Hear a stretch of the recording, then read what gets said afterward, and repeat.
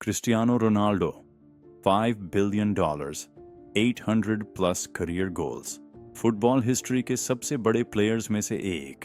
लेकिन आज हम उसके गोल्स या ट्रॉफीज की बात नहीं कर रहे हैं। आज बात होगी कंट्रोवर्सीज की, लीगल ट्रबल्स की, उन एलिगेशंस की जो मैदान के बाहर रोनाल्डो को फॉलो करती रहीं, टैक्स फ्रॉड से लेकर सीरियस क्रिमिनल एलिगेशंस तक, उसकी करियर के कुछ बहुत डार्क चैप्टर्स। इस वीडियो में हम क्रिस्टियानो रोनाल्डो से जुड़ी 3 बड़ी कंट्रोवर्सीज ब्रेक डाउन करेंगे। देखेंगे एक्चुअली हुआ क्या, लॉ क्या कहता है, और क्या प्रूवन फैक्ट है, और क्या सिर्फ एलिगेशन है। ये वीडियो किसी लेजेंड को गिराने के लिए नहीं है, बल्कि पूरी पिक्चर समझने के लिए है। तो शुरू करते हैं। सबसे पहले वो कंट्रोवर्सी जहां गिल्ट को लेकर कोई डिबेट नहीं है, टैक्स फ्रॉड केस। 2011 से 2014 के बीच रियल मैड्रिड के पीक ईयर्स में स्पेनिश अथॉरिटीज ने रोनाल्डो पर सीरियस आरोप लगाए। टैक्स इवेजन, और अमाउंट छोटा मोटा नहीं था, करीब 15 मिलियन यूरोस, यानी रफली 16 मिलियन यूएस डॉलर्स, जो स्पेनिश टैक्स अथॉरिटी के हिसाब से रोनाल्डो ने जानबूझकर नहीं चुकाए। एक फुटबॉलर इतना टैक्स कैसे इवेड करता है? ये आया इमेज राइट से। रोनाल्डो ने स्पॉन्सरशिप्स, एंडोर्समेंट्स और अपने पर्सनल ब्रांड की इनकम के लिए कुछ कंपनीज टैक्स हेवंस में सेट की थी। स्पेन का कहना था ये पूरा structure illegal tax evasion scheme था, ताकि स्पेन में टैक्स न देना पड़े, जहां वो रह भी रहा था और काम भी कर रहा था। और ये सिर्फ आरोप तक सीमित नहीं रहा, ये मामला सीधा कोर्ट पहुंचा। 2017 में स्पेनिश प्रोसिक्यूटर्स ने ऑफिशियली रोनाल्डो पर टैक्स फ्रॉड के चार्जेस फाइल किए। केस फोकस था 2011 से 2014 की इनकम पर। अथॉरिटीज का आरोप था रोनाल्डो ने शेल कंपनी स्ट्रक्चर यूज करके इनकम स्पेनिश टैक्स सिस्टम से छुपाई। कई महीनों तक ये मामला हेडलाइंस में छाया रहा। रोनाल्डो कोर्ट पहुंचा, नेगोशिएशंस हुए, लॉयर्स और प्रोसिक्यूटर्स के बीच लगातार बातचीत चलती रही। लेकिन इंपॉर्टेंट बात यह है, रोनाल्डो ने ये केस आखिर तक लड़ने का फैसला नहीं किया। 2018 में रोनाल्डो ने स्पेनिश अथॉरिटीज के साथ एक डील एक्सेप्ट की। रोनाल्डो ने टैक्स फ्रॉड के 4 आरोपों को स्वीकार किया। सीधे शब्दों में रोनाल्डो ने गलती मान ली। ये ऐसा केस नहीं था जहां कोर्ट ने उसे इनोसेंट डिक्लेयर किया हो। डील कुछ ऐसे काम करती थी। रोनाल्डो को 2 साल की प्रिजन सेंटेंस मिली, लेकिन ये सेंटेंस सस्पेंडेड थी। स्पेन में first time non violent offenders जिनकी सजा 2 साल से कम हो आमतौर पर जेल नहीं जाते। तो लीगली हाँ, रोनाल्डो टैक्स फ्रॉड में कन्विक्टेड है। रोनाल्डो के रिकॉर्ड पर यह कन्विक्शन मौजूद है। लेकिन जब तक वो दोबारा कोई क्राइम नहीं करते, उन्हें एक दिन भी एक्चुअल जेल में नहीं रहना पड़ेगा। लेकिन पनिशमेंट सिर्फ सेंटेंस तक सीमित नहीं थी, उसे एक ह्यूज फाइन भी देना पड़ा। इनिशियली ये फाइन लगभग 18.8 मिलियन यूरोस बताया गया। बाद में रिपोर्ट्स ने कहा अमाउंट थोड़ा कम हुआ, लेकिन फिर भी ये स्पोर्ट्स टैक्स फ्रॉड हिस्ट्री के सबसे बड़े फाइन्स में से एक माना जाता है। तो इसका मतलब साफ साफ क्या हुआ? सबसे पहले crystal clear, Cristiano Ronaldo legally tax fraud के दोषी है। उन्होंने डील एक्सेप्ट की, गलती मान ली, फाइन भरा और सस्पेंडेड सेंटेंस ली। कुछ फैंस कहते हैं ये बस एग्रेसिव टैक्स प्लानिंग थी, या स्पेन ने बड़े प्लेयर्स को टारगेट किया। ये भी सच है कि उस समय कई बड़े फुटबॉलर्स इन्वेस्टिगेशन में थे। लियोनेल मेसी भी इसी दौर में टैक्स केसेस में फंसे थे। तो क्या फुटबॉलर्स में टैक्स लॉ की बाउंड्रीज पुश करने का पैटर्न था? काफी हद तक हाँ, लेकिन क्या इससे गलती जस्टिफाई हो जाती है? ये जजमेंट आपका है। लीगल पॉइंट ऑफ व्यू से सबसे बड़ा सवाल होता है इंटेंट। प्रोसिक्यूटर्स को प्रूव करना था कि रोनाल्डो ने जानबूझकर अपनी फाइनेंसेस इंटेंशनली स्ट्रक्चर की ताकि टैक्स एवेड हो। गिल्टी प्ली के साथ रोनाल्डो प्रैक्टिकली ये मान चुके हैं कि स्ट्रक्चर इंटेंशनल था। लॉ के हिसाब से ये केस खत्म हो चुका है। रोनाल्डो ने सस्पेंडेड सेंटेंस पूरा कर लिया, फाइन पे कर दिया, कन्विक्शन रिकॉर्ड पर रह गई, और ये उसकी लेगेसी पर हमेशा के लिए एक निशान है। कई फैंस के लिए ये उनकी फुटबॉल ग्रेटनेस को नहीं बदलता, दूसरों के लिए ये कैरेक्टर और रिस्पॉन्सिबिलिटी पर सवाल उठाता है। लेकिन जो भी ओपिनियन हो, ये फैक्ट उनकी करियर का हिस्सा है। अब बात करते हैं एक दूसरी कंट्रोवर्सी की। ये क्रिमिनल लॉ से कम प्रोफेशनल कंडक्ट और स्पोर्ट्समैनशिप से ज्यादा जुड़ी है। अर्ली 2024 में रोनाल्डो सऊदी अरेबिया में अल नस्सर के लिए खेल रहा था। एक मैच के बाद कुछ ऐसा हुआ जिसने तुरंत आउटरीच पैदा कर दिया। और उस पर ऑफिशियल एक्शन लिया गया। रोनाल्डो ने रिपोर्टेडली ऑपोजिशन फैंस की तरफ एक ऑब्सीन जेस्चर किया। वीडियो वायरल हो गया और फैंस ने इसे वाइगर, इनअप्रोप्रिएट और उसके स्टेटस के हिसाब से बीनीथ हिम कहा। टैक्स केस की तरह यह क्रिमिनल मामला नहीं था, लेकिन स्पोर्ट्स रेगुलेशंस और प्रोफेशनल बिहेवियर के हिसाब से एक सीरियस वायोलेशन माना गया। यह घटना रोनाल्डो के करियर में एक महत्वपूर्ण मोड़ थी, जिसने खेल के मैदान पर पेशेवर आचरण के महत्व को उजागर किया। तो एग्जैक्टली हुआ क्या?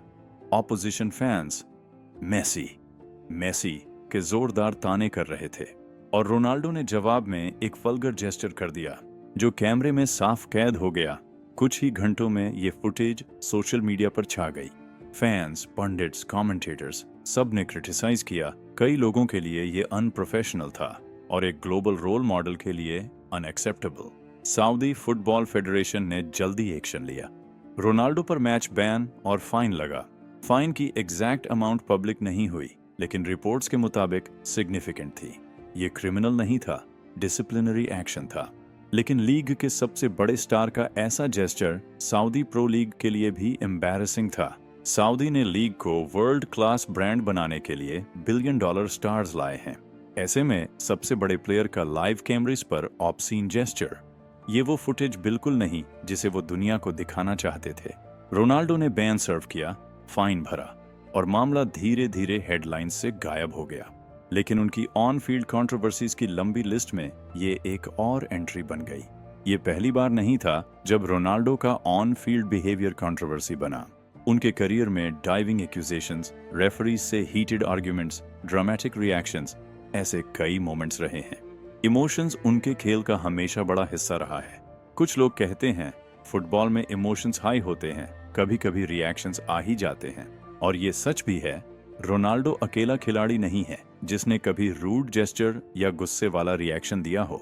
लेकिन रोनाल्डो सिर्फ एक प्लेयर नहीं है, वो दुनिया के सबसे रिकॉग्नाइजेबल एथलीट्स में से एक है। मिलियंस ऑफ किड्स उसे आइडल मानते हैं, ब्रांड्स उसकी इमेज पर भरोसा करते हैं। इतने बड़े इन्फ्लुएंस के साथ रिस्पॉन्सिबिलिटी भी आती है। सऊदी वाला जेस्चर क्रिमिनल इश्यू नहीं था, लेकिन उसने दिखाया कि कभी कभी रोनाल्डो अपने इमोशंस को कंट्रोल करने में स्ट्रगल करता है। अगेन, ये क्रिमिनल मैटर नहीं था, लेकिन उसकी पर्सनैलिटी और पब्लिक इमेज का हिस्सा जरूर है। ग्रेटनेस और फ्लॉज साथ साथ चलती हैं, और रोनाल्डो इसका परफेक्ट एग्जाम्पल है। अब आते हैं सबसे सीरियस और लीगली सबसे कॉम्प्लेक्स कंट्रोवर्सी पर, एक सेक्सुअल असॉल्ट एलिगेशन जो 2009 का है। एक ऐसा एलिगेशन जिसकी ग्रेविटी बाकी कंट्रोवर्सीज से बिल्कुल अलग है। ये क्रिमिनल कोर्ट स्तर का मामला हो सकता था, लेकिन सबसे जरूरी बात, ये एलिगेशन है, कन्विक्शन नहीं। ये फर्क समझना क्रिटिकल है। पर एलिगेशन इतना गंभीर था और लीगल प्रोसेस इतना बड़ा कि इसे कभी इग्नोर नहीं किया जा सकता। 2009 में कैथरीन मेयोर्गा नाम की एक महिला ने आरोप लगाया कि क्रिस्टियानो रोनाल्डो ने लास वेगस के एक होटल रूम में उसका रेप किया।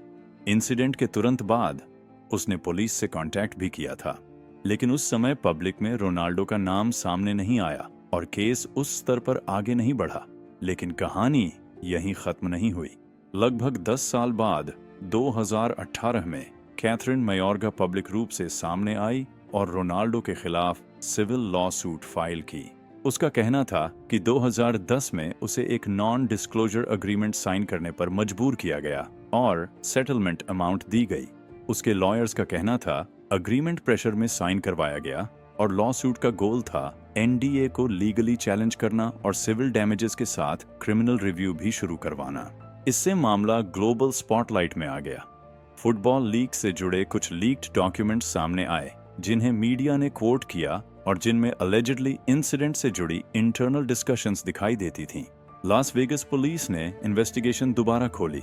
अब ये सिर्फ प्राइवेट सिविल मैटर नहीं था, ये इंटरनेशनल अटेंशन वाला बड़ा मामला बन चुका था। रोनाल्डो की लीगल टीम ने लगातार एलिगेशंस डिनाई किए। उनका कहना था एनकाउंटर कंसेंशुअल था और लीक्ड डॉक्यूमेंट्स या तो फेक हैं या पूरी तरह कॉन्टेक्स्ट से बाहर। 2019 में सब एविडेंस रिव्यू करने के बाद Clark County district attorneys office ने कहा क्रिस्टियानो रोनाल्डो पर क्रिमिनल चार्जेस फाइल नहीं किए जाएंगे। रीजन ये था कि अवेलेबल एविडेंस के आधार पर एलिगेशंस को beyond a reasonable doubt prove नहीं किया जा सकता। यूएस क्रिमिनल लॉ में यही सबसे जरूरी स्टैंडर्ड है। तो क्रिमिनल इन्वेस्टिगेशन वहीं क्लोज हो गया। सिविल लॉ सूट भी बाद में डिसमिस हो गई। अब साफ साफ समझते हैं इसका मतलब क्या है और क्या नहीं है। ये नहीं कहता कि इंसिडेंट हुआ ही नहीं, ये भी नहीं कहता कि कैथरीन मेयोर्गा झूठ बोल रही थी, और ये भी नहीं कहता कि रोनाल्डो को प्रूवन इनोसेंट कहा गया। लीगल मीनिंग ये है कि प्रोसिक्यूटर्स को लगा उनके पास क्रिमिनल कोर्ट में कन्विक्शन दिलाने लायक काफी स्ट्रॉन्ग एविडेंस नहीं है। क्रिमिनल लॉ में बियॉन्ड रीजनेबल डाउट स्टैंडर्ड बहुत हाई होता है, खासकर जब केस 10 साल पुराना हो। समय के साथ एविडेंस कमजोर हो जाता है, मेमोरीज फेड हो जाती हैं, फिजिकल प्रूफ खो सकता है, विटनेसेस अनअवेलेबल हो जाते हैं। ये हर पुराने केस में चैलेंज होता है, चाहे एलिगेशन सच हो या नहीं। आज की तारीख तक रोनाल्डो किसी भी सेक्सुअल असॉल्ट या रेप चार्ज में कन्विक्टेड नहीं है। उसे क्रिमिनल कोर्ट ने गिल्टी डिक्लेयर नहीं किया। लॉ के हिसाब से वो इस मामले में नॉट क्रिमिनली लायबल माना जाता है। लेकिन सिविल केस और अलेज्ड सेटलमेंट ये सवाल जरूर उठाते हैं कि उस रात कुछ ऐसा हुआ जिसे लीगली सेटल करना पड़ा, चाहे क्रिमिनल कन्विक्शन नहीं हुई। कई लोग सेटलमेंट को इस बात का इनडायरेक्ट संकेत मानते हैं कि एलिगेशन में कुछ वेट था। दूसरे आर्ग्यू करते हैं कि बड़े सेलिब्रिटीज कई बार फॉल्स या वीक केसेस में भी पैसे देकर मामला खत्म कर देते हैं ताकि लंबी लीगल फाइट और पब्लिसिटी से बच सकें। सच क्या है ये शायद कभी पूरी तरह पता न चले। होटल रूम में एग्जैक्टली क्या हुआ वो 2 लोगों के अलावा कोई नहीं जानता। लीगल सिस्टम ने अवेलेबल एविडेंस के आधार पर डिसीजन ले लिया, लेकिन पब्लिक मेमोरी से एलिगेशन कभी गायब नहीं हुआ।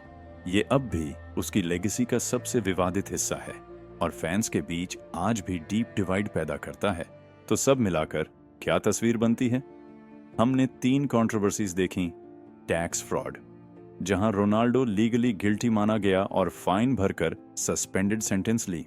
ऑब्सीन जेस्चर, जहां लीग ने उस पर बैन और फाइन लगाया। और सेक्सुअल असॉल्ट एलिगेशन, जहां प्रोसिक्यूटर्स ने चार्जेस फाइल नहीं किए, लेकिन एलिगेशन पब्लिक रिकॉर्ड का हिस्सा बना रहा और आज भी डिबेट का मुद्दा है। जो फैक्ट्स क्लियर हैं वो ये हैं, रोनाल्डो टैक्स फ्रॉड में कन्विक्टेड है, ये डॉक्यूमेंटेड फैक्ट है। उस पर प्रोफेशनल मिसकंडक्ट के लिए डिसिप्लिनरी एक्शन हुआ, ये भी फैक्ट है। और उस पर सेक्सुअल असॉल्ट का आरोप लगा, लेकिन उसे कोर्ट ने उस क्राइम में गिल्टी नहीं ठहराया। ये लीगल रियलिटी है। इन फैक्ट्स को आप कैसे इंटरप्रेट करते हैं ये आपके ऊपर है। कुछ लोग खिलाड़ी और इंसान को अलग अलग देखते हैं और सिर्फ फुटबॉल पर फोकस करते हैं। दूसरों के लिए of field behaviour equally important है। जो बात अनडिनाइबल है, क्रिस्टियानो रोनाल्डो की लेगेसी सिंपल नहीं है। वो एक फुटबॉल लेजेंड है, लेकिन ये कंट्रोवर्सीज भी उसी कहानी का हिस्सा हैं। इस वीडियो का मकसद किसी का कैरेक्टर डिस्ट्रॉय करना या ब्लाइंड डिफेंड करना नहीं था, बल्कि फैक्ट्स को जितना हो सके साफ तरीके से रखना था, लीगल आउटकम्स और क्रेडिबल रिपोर्ट्स के आधार पर। हम ऐसे दौर में रहते हैं जहां सेलिब्रिटीज और एथलीट्स को पेडिस्टल पर रखा जाता है, लेकिन वो भी इंसान हैं जो गलत फैसले लेते हैं, कॉन्सिक्वेंसेस फेस करते हैं और कभी-कभी बहुत सीरियस लीगल ट्रबल में फंस जाते हैं। अगर आपको ये ब्रेकडाउन इन्फॉर्मेटिव लगा हो तो वीडियो को लाइक कीजिए, चैनल को सब्सक्राइब कीजिए, कमेंट्स में बताइए क्या ये कंट्रोवर्सीज आपके लिए रोनाल्डो को देखने का नजरिया बदलती हैं एज अ फुटबॉलर और एज अ पर्सन।